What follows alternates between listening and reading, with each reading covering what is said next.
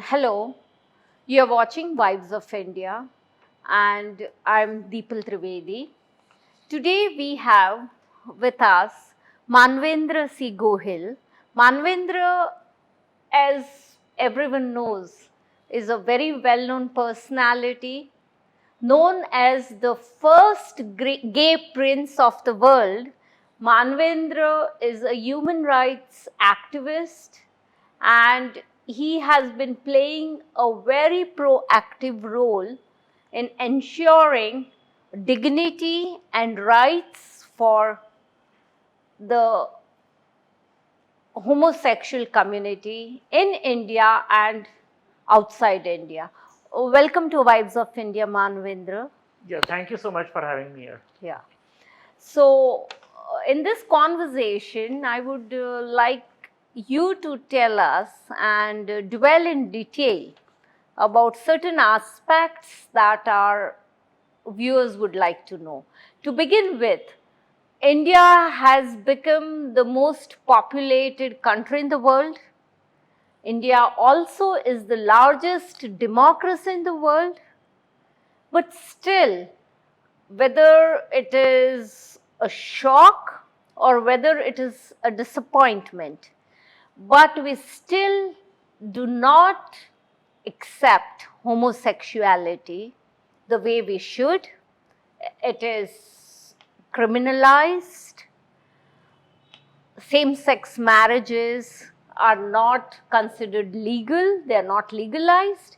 Of course, we have the Supreme Court of India currently hearing petitions regarding the same, and the amount of interest this issue has evinced, not just among homosexuals across the country and the world, but amongst everyone who believe in human rights, who believe in equality, who believe in liberty.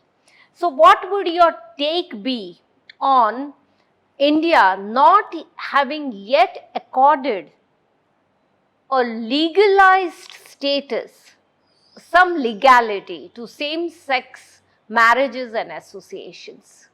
Yeah, thanks. Thank you. And I think I would rather like to make a beginning and say I'm proud to be Indian, of course, but also India is a country of paradox.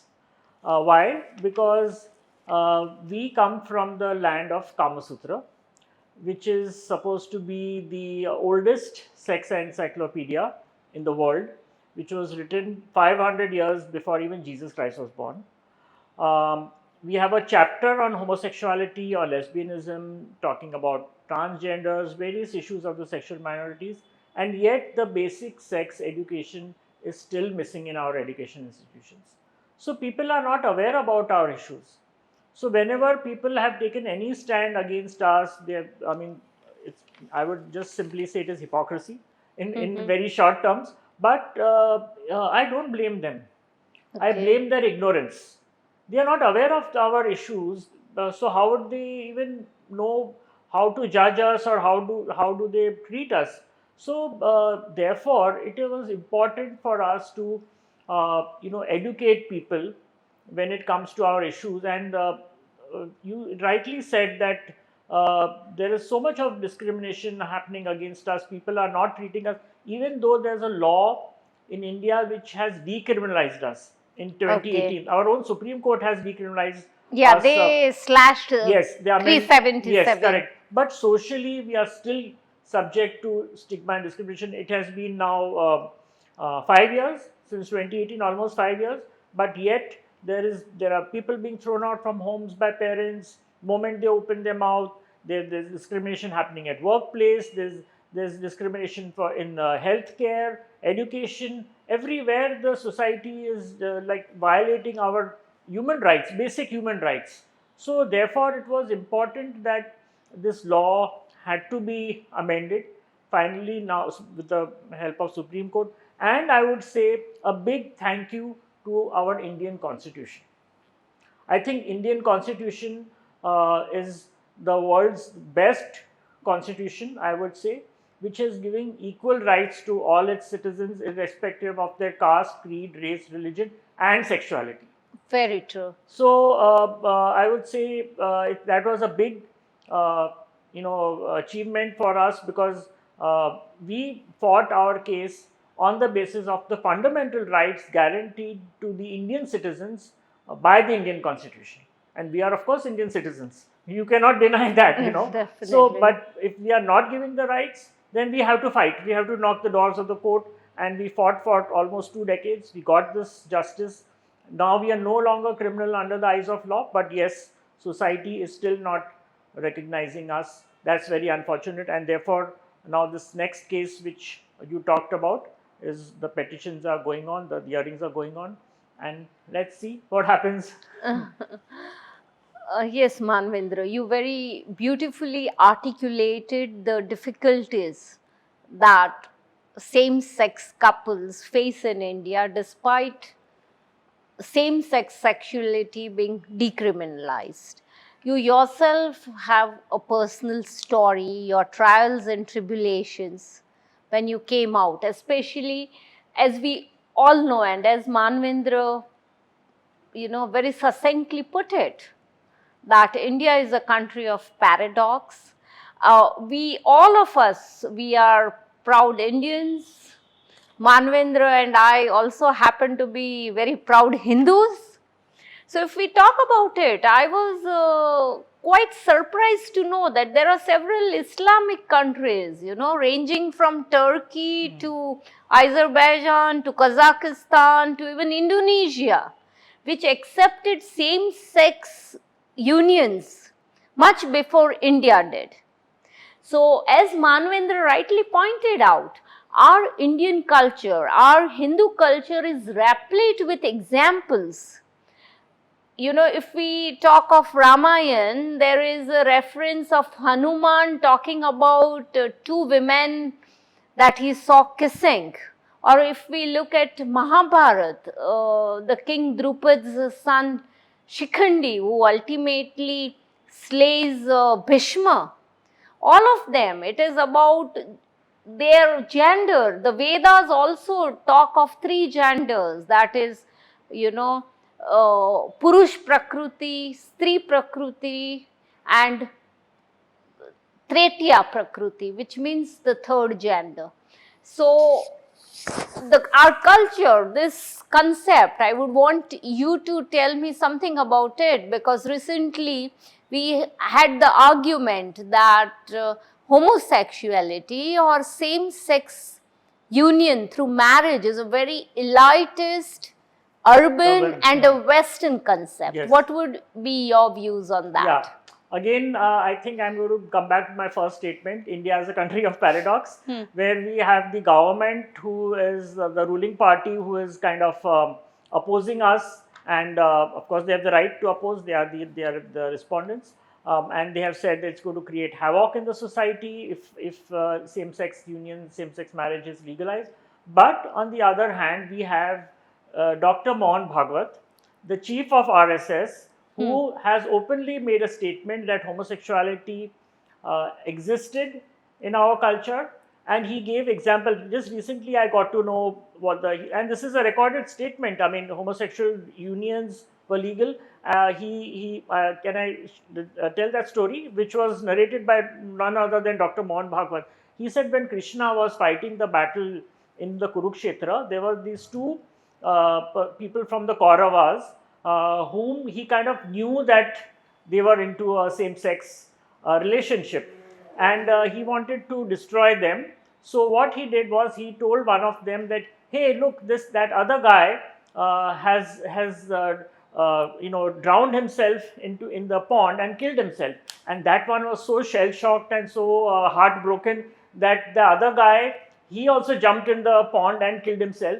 And then he went and told that other one, who was actually living, but he just kind of made a false story, and said, hey, look, what happened? This your friend, your partner, your boyfriend, or whoever has killed himself. And then that one was also equally heartbroken, and then he also jumped in the well, in the pond. So, which clearly shows that when Dr. Mohan Bhagwat, who is such a learned individual, has made this statement, he has definitely gone deep into our old scriptures and our religious texts and found out that there is a there has been these cases in our culture. So government should also, before making any statements of that sort, they need to research, they need to find out what are the facts, and then accordingly act, and not just make a statement and say that it's going to create havoc, or it's going to be like culturally having effects in this country. That needs to be done, but that has not been done. They've just made statements based on what they think is correct, and I think the arguments will happen, and I'm sure court is asking for evidence. Right. So there is no way they will be able to prove that it's creating havoc. Right, I exactly. mean, there are other countries in the world where you also have pointed out that they have in fact benefited. And I am glad you pointed out that India is the most populated city. India is also something else you pointed out. I would say India has got the largest youth population in the world. Definitely, yes. That we is have the also- maximum number of youngsters below the age of 25 Exactly. in India. Exactly. So we have to consider all these issues before any statements are made in the court. And I am really appreciating the decision of the Supreme Court that they have made this hearing live. There's live streaming. The entire world can watch the hearing as it is happening. Though government opposed that also. Right. But then why should we hide things, Definitely. The- And the world is watching us, Exactly. Yeah. because we can talk of technology, we can talk of progress. Yeah. And at the same time, we cannot have such a dual approach of being so regressive in our thinking process, Right. or in curbing freedom and liberty and granting equality to all. So you just talked about India having the highest population of young people. Since you have been actively working in this area, what according to you would be a rough estimate of people who have, who are gender fluid or who believe in same-sex associations in India? See, I don't think there is, according to me, there is no sex mapping of this sort has happened as yet in the national level. But yes, government of Gujarat did approach my organization Lakshya Trust, and they said we would like to do a sex mapping from the point of view of the vulnerable populations, from the HIV point of view. But see, there has been a study, and this is again a universal study done by one research, expert at Kinsey. His name is Alfred Kinsey. Now, according to him, if you take the conservative figure also, then any given population, it would be kind of ranging between 5 to 10% of any given population is belonging to the sexual minority community. And if you take the conservative figure, I don't even take 10%. If you take the conservative figure of 5% also, India is the population. We are definitely in millions. Exactly. Our entire population is bigger than countries like France or Germany, or Definitely. Our sexual minority population is much bigger than even the whole countries in parts of the world. So we are definitely in millions, no doubt about it. It's just that people are hiding, and they're hiding because the societies, is ostracizing them. Societies is subjecting them to discrimination, and therefore they are just in the closet. They don't want to even talk about it. They don't want to accept themselves. But population is definitely there. So, 5 to 10% of the population, even according to the most conservative figures, is a mammoth population whose rights we cannot tamper with. Because if we look at a caste-wise breakup, this population would be much more than several castes put together in the country. Exactly. So it is indeed very surprising. Now coming back, I would want to know from your end, since you are a Gujarati and you are from the Kshatriya community known for its outspokenness, its valor, what has been the response of the Gujarati and the American and the British Gujarati community towards this issue? See, I'll tell you, I have traveled the world. I've met a lot of people across the globe, especially America, Europe, also UK, British people. If you ask me about the Indians who have settled in countries like America or it's UK or it's Europe, they are still living in that era when they left India. All So, right. and I'm coming to the point where I'm wanting to make this point with respect to the parents who are parents of the LGBT community or the sexual minority community. And I met parents like that, and they are in the state of denial, complete state of denial. They said, no, it's not possible. Because see, they have left, migrated in their 40s, 50s, I don't know when, but their mindset is still of the 40s.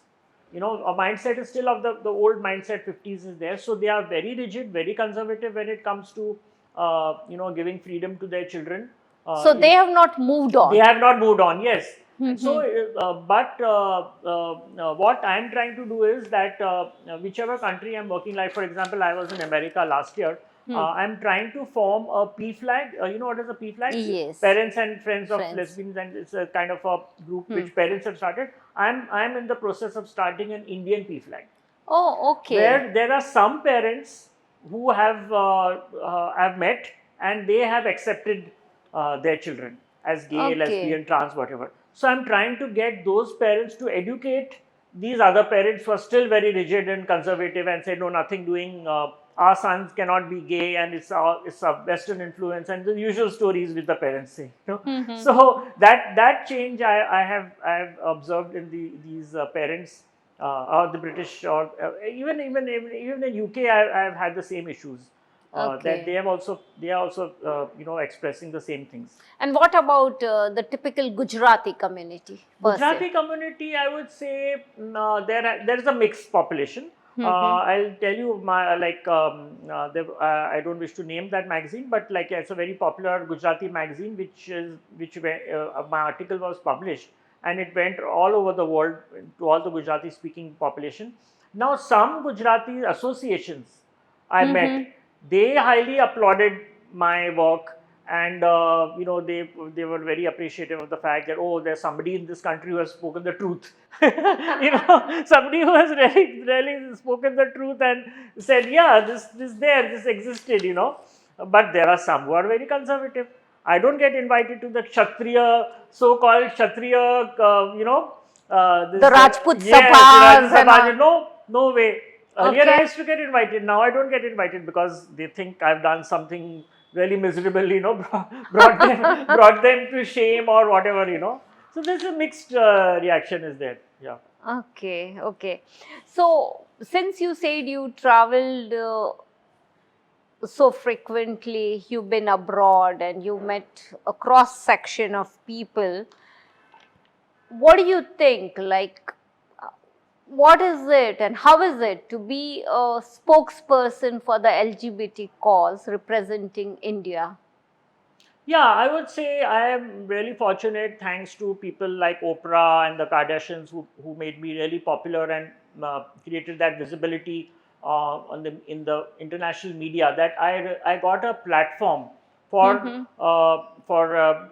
global advocacy Right. on these issues, and that through that I got to meet a lot of influential people who could help us in changing the mindsets of the Indians. For example, presidents, prime ministers, governors, United Nations officials, Hollywood, many people I met all across the globe, and they definitely were very open about support. They were very vocal about their support, and they said if necessary, we would definitely talk to our Indian counterparts. For example, I was in Sweden where the president of India was supposed to visit, Okay. and I met openly gay and lesbian member of parliaments there.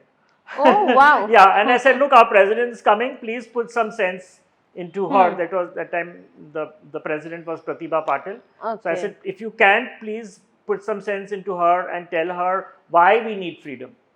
you know, because Sweden has been quite open and quite liberal about these issues many years back. So there, that definitely has helped me to put my word across and to help, and that's how I think international influence has happened in India, you know, to change mindsets. Okay. Since you said, that you could openly request uh, politicians and policymakers in Sweden, what about India? Like, because since we are a democracy and, elections and politics is such an integral part of our country, what about your personal plans? Do you plan to venture into politics to create more awareness or No, something? I am not made for politics, to be very honest, Mhm. because I am honest. So honesty, honesty and politics don't get along well. But definitely, I have been doing a lot of campaigning. I've been doing a political advocacy. See, it's important to do political advocacy. Whichever party is in power, we need to work with the politicians, because after all, they are the ones who are ultimately going to decide our, make our plans, policies in the parliament. When we were doing working for the trans issues, we worked with the politicians, because that's how we got the trans rights. Now we have a Right. Transgender Protection Act, which was passed in 2019 by both houses of parliament. So I definitely do.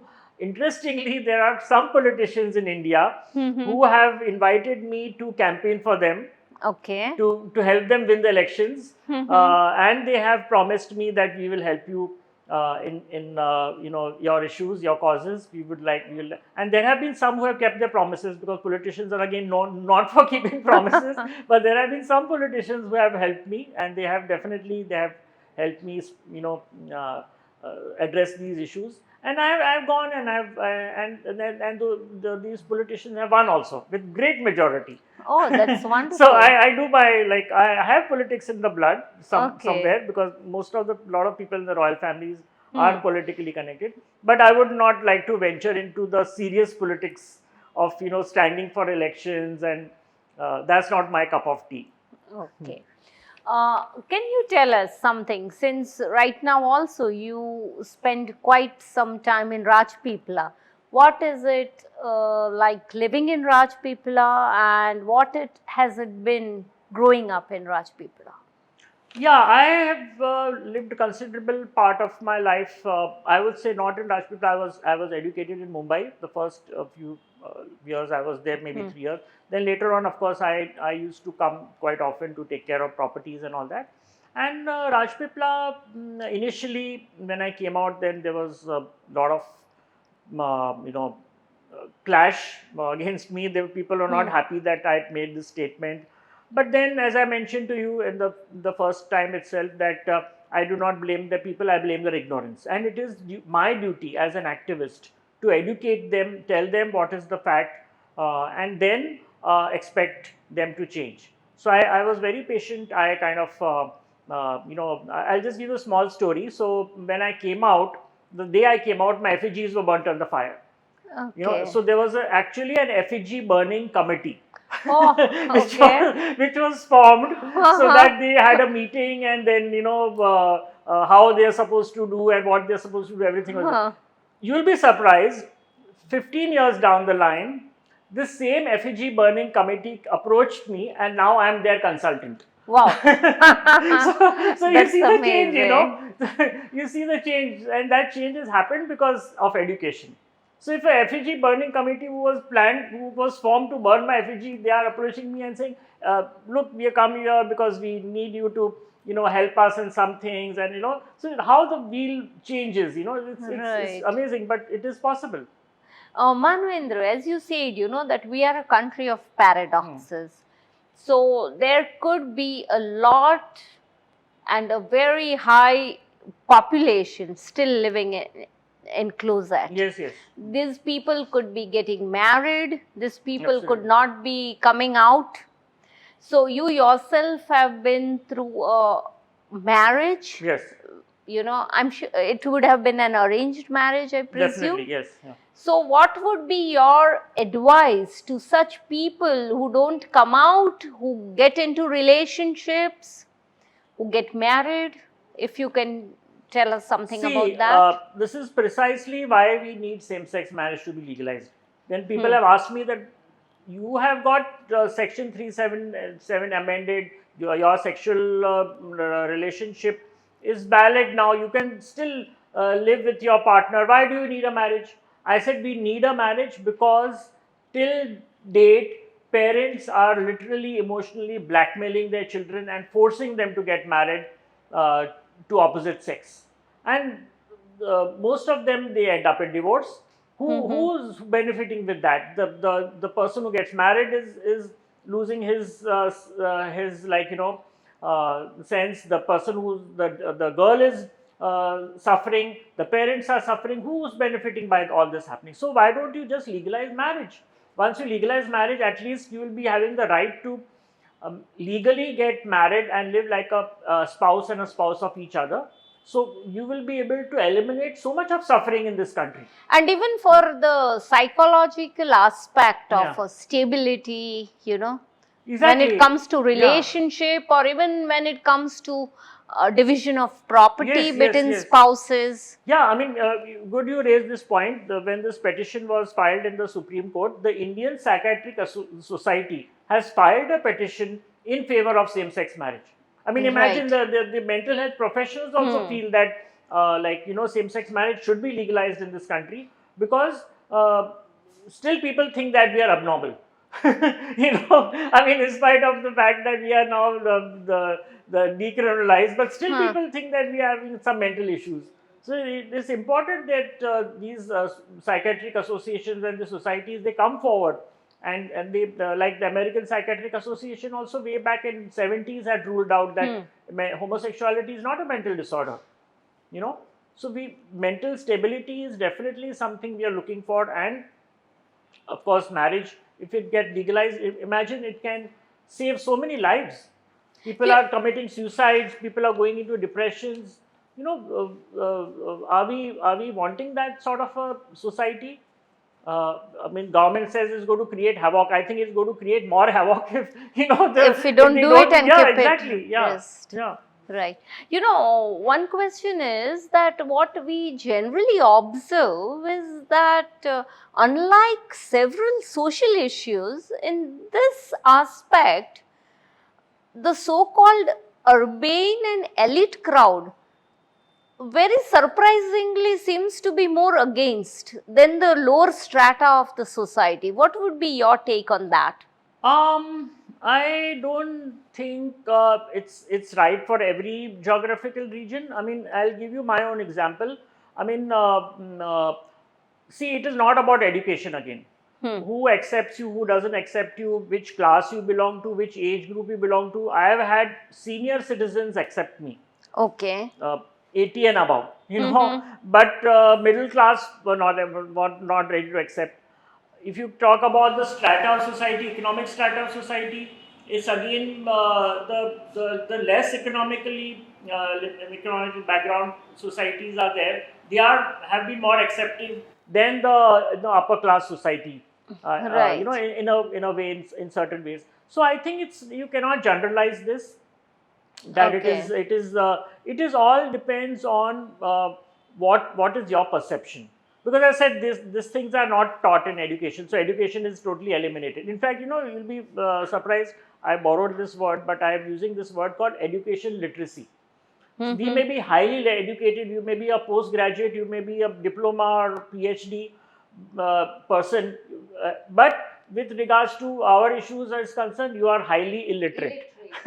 So my mission is to create educated literacy, Right. amongst all walks, whether economical strata or you're from a particular age group or different age group or caste or creed or religion, whatever. Education literacy is important. Then and then only we will expect people to accept the way we are. Yeah. Before we conclude, what would be your message to all those young and old people who still do not want to come out openly because we live in a society where hypocrisy is the norm? My advice to all the youngsters are who would like to identify themselves or in the process of coming to terms with their sexualities, the first and foremost thing which you ought to do is please accept yourself. Self-acceptance is the first step one should take. I mean, it took me 32 years to accept myself, imagine. Okay. So the self-acceptance will definitely help yourself, and it will help others also. And Okay. try to be as honest and truthful as possible to yourself and others. Honesty does entail a lot of struggles and challenges, but honesty also wins. Right. So be natural, be normal, be what you are, and just go with the flow.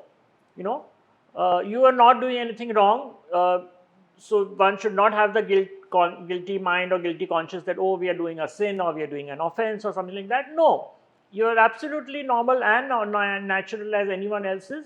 So just live your life with truth and honesty. And the most important thing, please love yourself. Self-love is Yeah, very self-love important. is very important. So if you love yourself and you are accepting yourself, then half the battle is conquered. Okay. Thank you very much, Manvendra. Thank you so And much. we wish you and everyone you are working for and their rights a very bright future in India. And I hope our constitution, because we believe in constitution, and at Vibes of India also, which is a very inclusive and an all-encompassing space, we believe and we hope that the constitution makes all of us equal citizens very soon. Thank you very much. Thank you very much. Thank you.